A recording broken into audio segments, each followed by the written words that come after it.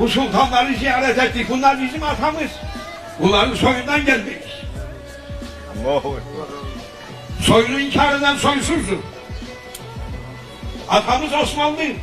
Osmanlı atası Selçuklu. Selçuklu'nun atası Oğuz. Orta Asya'dan gelen insanlarız. Avrupalı değiliz. İftiharımız Orta Asya'dan gelmekle, Türk boylarından olmakla, Gayhan boyundan olmakla, Osmanlı'dan olmakla iftihar ederiz. Çünkü Osmanlı, çünkü Osmanlı,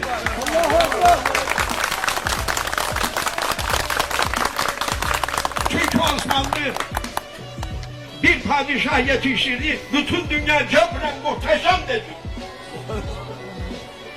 Ni magnificent ne demektir? Muhteşem Süleyman dedirtti.